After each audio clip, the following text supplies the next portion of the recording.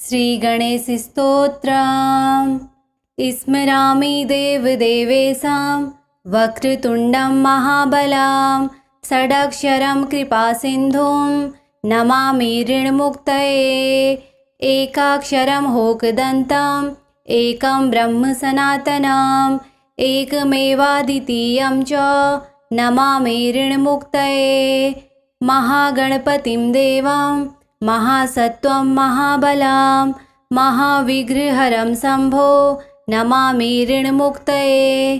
कृष्णाम्बरं कृष्णवर्णं कृष्णगन्धानुलेपनं कृष्णसर्पोपवीतं च नमामि ऋणमुक्तये। रक्ताम्बरं रक्तवर्णं रक्तगन्धानुलेपनं रक्तपुष्पप्रियं देवं नमामि ऋणमुक्तये। पीताम्बरं पीतवर्ण पीतगन्धानुलेपनं पीतपुष्पप्रियं देवं नमामि ऋणमुक्तये।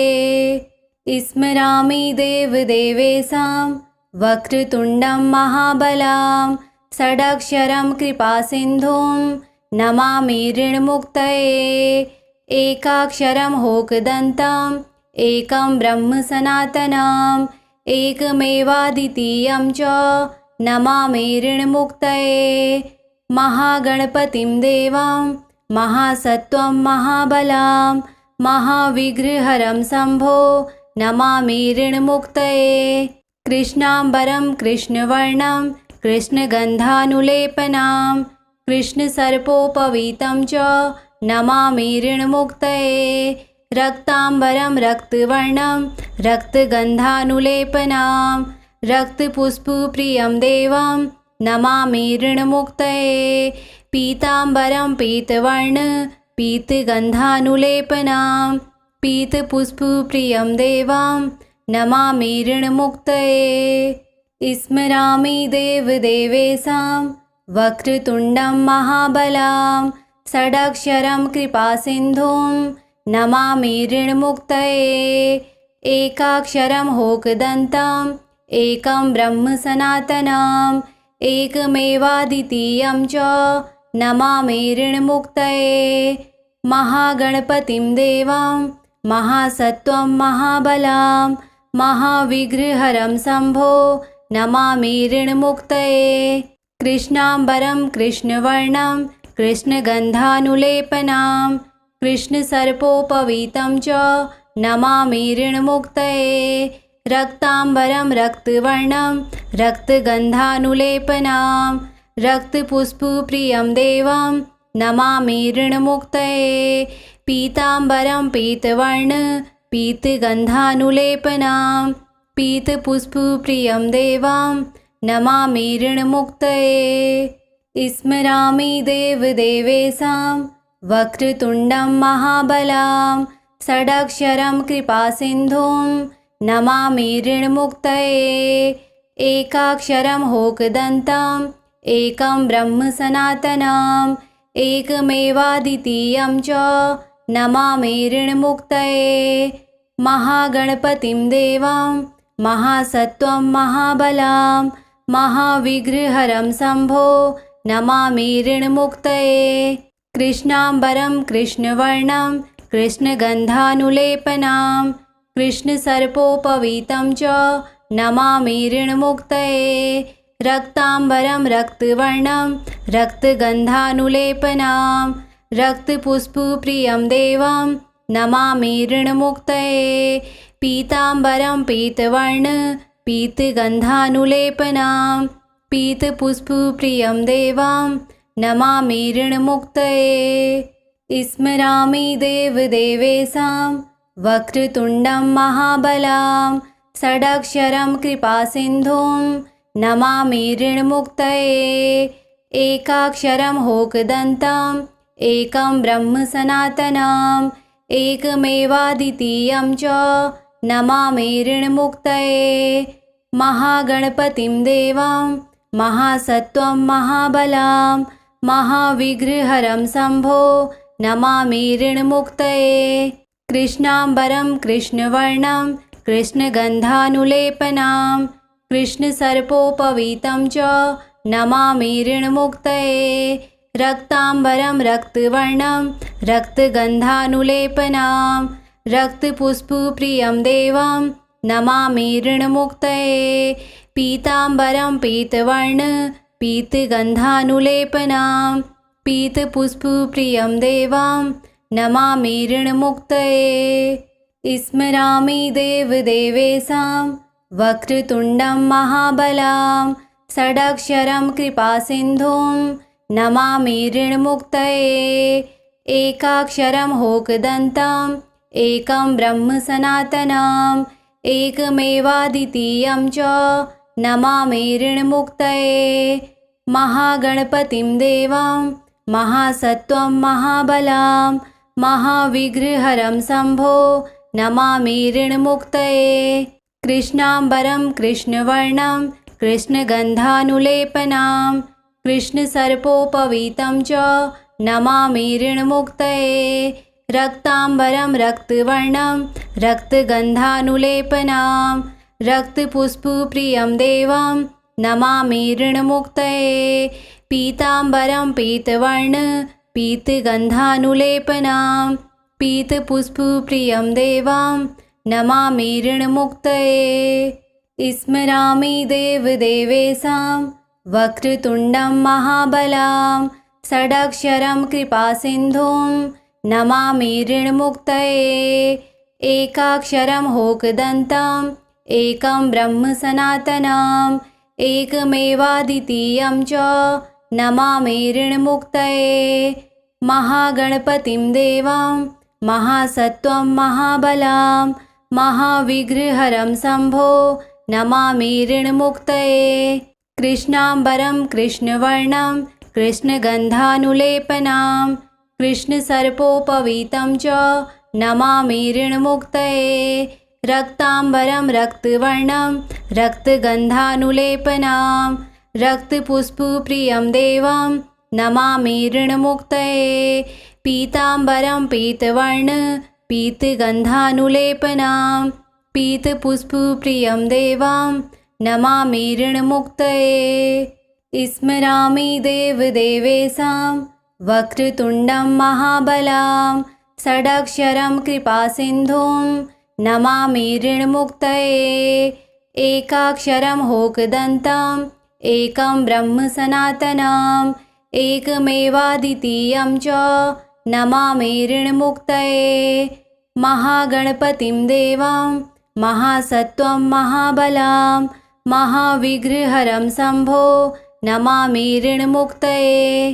कृष्णाम्बरं कृष्णवर्णं कृष्णगन्धानुलेपनां कृष्णसर्पोपवीतं च नमामि ऋणमुक्तये रक्ताम्बरं रक्तवर्णं रक्तगन्धानुलेपनां रक्तपुष्पप्रियं देवं नमामि ऋणमुक्तये पीताम्बरं पीतवर्ण पीतगन्धानुलेपनां पीतपुष्पप्रियं देवं नमामि ऋणमुक्तये स्मरामि देवदेवेशां वक्रतुण्डं महाबलां षडक्षरं कृपासिन्धुं नमामि ऋणमुक्तये एकाक्षरं होकदन्तम् एकं ब्रह्म सनातनम् एकमेवाद्वितीयं च नमामि ऋणमुक्तये महागणपतिं देवं महासत्त्वं महाबलां महाविग्रहरं शम्भो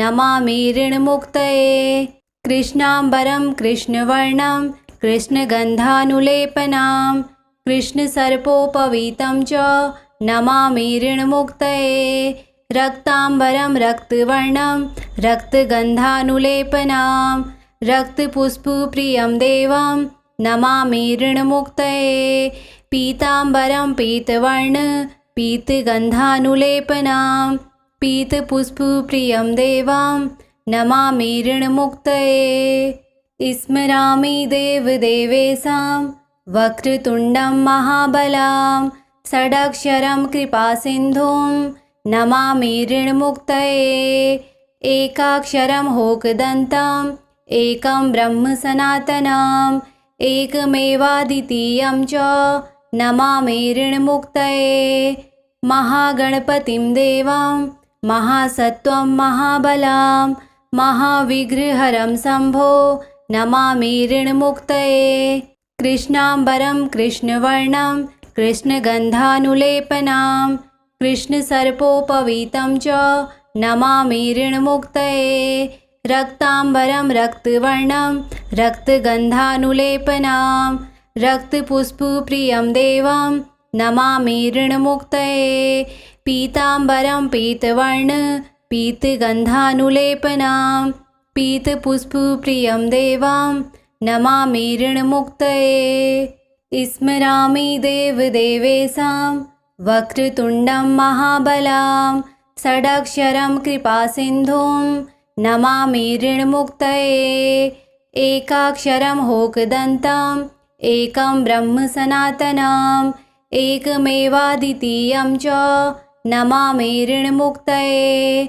महागणपतिं देवं महासत्त्वं महाबलां महाविघ्नहरं शम्भो नमामि ऋणमुक्तये। कृष्णाम्बरं कृष्णवर्णं कृष्णगन्धानुलेपनां कृष्णसर्पोपवीतं च नमामि ऋणमुक्तये।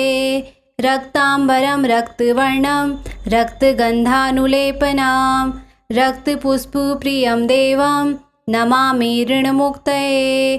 पीताम्बरं पीतवर्ण पीतगन्धानुलेपनां पीतपुष्पप्रियं देवं नमामि ऋणमुक्तये। स्मरामि देवदेवेशां वक्रतुण्डं महाबलां षडक्षरं कृपासिन्धुं नमामि ऋणमुक्तये। एकाक्षरं होकदन्तम् एकं ब्रह्म सनातनम् एकमेवाद्वितीयं च नमामि ऋणमुक्तये। महागणपतिं देवं महासत्त्वं महाबलां महाविघ्नहरं शम्भो नमामि ऋणमुक्तये। कृष्णाम्बरं कृष्णवर्णं कृष्णगन्धानुलेपनां कृष्णसर्पोपवीतं च नमामि ऋणमुक्तये। रक्ताम्बरं रक्तवर्णं रक्तगन्धानुलेपनां रक्तपुष्पप्रियं देवं नमामि ऋणमुक्तये। पीताम्बरं पीतवर्ण पीतगन्धानुलेपनां पीतपुष्पप्रियं देवं नमामि ऋणमुक्तये। स्मरामि देवदेवेशां वक्रतुण्डं महाबलां षडक्षरं कृपासिन्धुं नमामि ऋणमुक्तये। एकाक्षरं होकदन्तम् एकं ब्रह्म सनातनम् एकमेवाद्वितीयं च नमामि ऋणमुक्तये। महागणपतिं देवं महासत्त्वं महाबलां महाविघ्नहरं शम्भो नमामि ऋणमुक्तये। कृष्णाम्बरं कृष्णवर्णं कृष्णगन्धानुलेपनां कृष्णसर्पोपवीतं च नमामि ऋणमुक्तये। रक्ताम्बरं रक्तवर्णं रक्तगन्धानुलेपनां रक्तपुष्पप्रियं देवं नमामि ऋणमुक्तये। पीताम्बरं पीतवर्ण पीतगन्धानुलेपनां पीतपुष्पप्रियं देवं नमामि ऋणमुक्तये। स्मरामि देवदेवेशां वक्रतुण्डं महाबलां षडक्षरं कृपासिन्धुं नमामि ऋणमुक्तये। एकाक्षरं होकदन्तम् एकं ब्रह्म सनातनम् एकमेवाद्वितीयं च नमामि ऋणमुक्तये। महागणपतिं देवं महासत्त्वं महाबलां महाविघ्नहरं शम्भो नमामि ऋणमुक्तये। कृष्णाम्बरं कृष्णवर्णं कृष्णगन्धानुलेपनां कृष्णसर्पोपवीतं च नमामि ऋणमुक्तये। रक्ताम्बरं रक्तवर्णं रक्तगन्धानुलेपनां रक्तपुष्पप्रियं देवं नमामि ऋणमुक्तये। पीताम्बरं पीतवर्ण पीतगन्धानुलेपनां पीतपुष्पप्रियं देवं नमामि ऋणमुक्तये। स्मरामि देवदेवेशां वक्रतुण्डं महाबलां षडक्षरं कृपासिन्धुं नमामि ऋणमुक्तये। एकाक्षरं होकदन्तम् एकं ब्रह्म सनातनम् एकमेवाद्वितीयं च नमामि ऋणमुक्तये। महागणपतिं देवं महासत्त्वं महाबलं महाविघ्नहरं शम्भो नमामि ऋणमुक्तये। कृष्णाम्बरं कृष्णवर्णं कृष्णगन्धानुलेपनं कृष्णसर्पोपवीतं च नमामि ऋणमुक्तये। रक्ताम्बरं रक्तवर्णं रक्तगन्धानुलेपनं रक्तपुष्पप्रियं देवं नमामि ऋणमुक्तये। पीताम्बरं पीतवर्णं पीतगन्धानुलेपनं पीतपुष्पप्रियं देवं नमामि ऋणमुक्तये। स्मरामि देवदेवेशां वक्रतुण्डं महाबलं षडक्षरं कृपासिन्धुं नमामि ऋणमुक्तये। एकाक्षरं होकदन्तम् एकं ब्रह्म सनातनम् एकमेवाद्वितीयं च नमामि ऋणमुक्तये। महागणपतिं देवं महासत्त्वं महाबलं महाविघ्नहरं शम्भो नमामि ऋणमुक्तये। कृष्णाम्बरं कृष्णवर्णं कृष्णगन्धानुलेपनं कृष्णसर्पोपवीतं च नमामि ऋणमुक्तये। रक्ताम्बरं रक्तवर्णं रक्तगन्धानुलेपनं रक्तपुष्पप्रियं देवं नमामि ऋणमुक्तये। पीताम्बरं पीतवर्णं पीतगन्धानुलेपनं पीतपुष्पप्रियं देवं नमामि ऋणमुक्तये। स्मरामि देवदेवेशां वक्रतुण्डं महाबलं षडक्षरं कृपासिन्धुं नमामि ऋणमुक्तये। एकाक्षरं होकदन्तम् एकं ब्रह्म सनातनम् एकमेवाद्वितीयं च नमामि ऋणमुक्तये। महागणपतिं देवं महासत्त्वं महाबलं महाविघ्नहरं शम्भो नमामि ऋणमुक्तये।